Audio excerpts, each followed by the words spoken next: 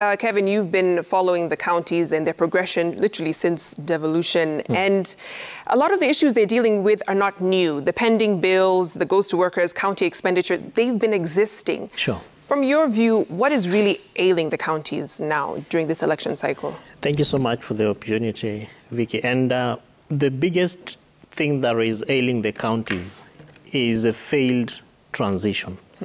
A proper transition as was initially envisioned. Remember that when we were moving from the local governance framework to devolved governments, we had a team in place which was called the Transition Authority. So the Transition Authority literally went to all the local governments, the 164 plus. And why they were going to the local governments was for them to be able to determine the degree of ownership in terms of assets and also the human resource perspective.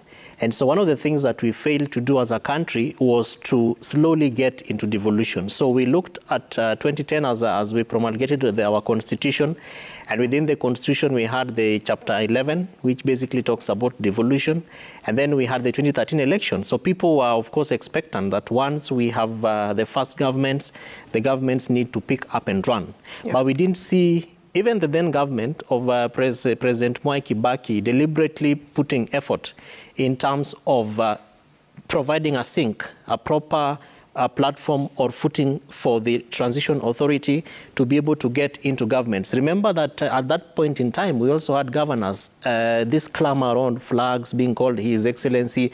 So we were much more engrossed into unnecessary conversations as opposed to the necessary aspects of governance. So over 9 to 12 years, those very necessary elements of governance are coming back to bite us. And one of those is actually the pending bills, because we failed to look at how much did local governments owe the national government, and what did we need to do then to be able to ensure that those the transitionary issues are actually dealt with. Much of the issues around ghost workers that we see today are at 3 levels. The first level is a failure of national government to absorb its own workers back to national government. So you have people who retired or who were facing a retirement age, but there was no proper conversation in terms of how are they going to retire? Are we going to pay them? Are we going to? So most of them, as we speak, Victoria, are on short-term contracts, 3 months, 6 months, they elapse and they keep getting absorbed. The second level are people who were promised jobs by governors in 2013.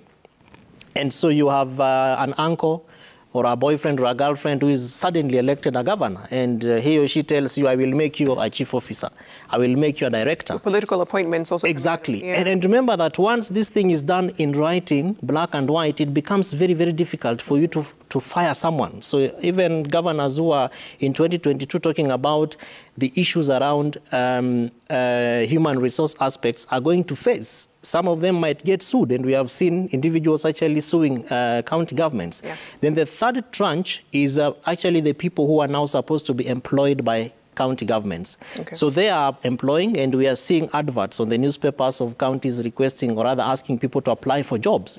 But the question is, where will they be absorbed? Where will they be? Where will they sit? What driver will drive who?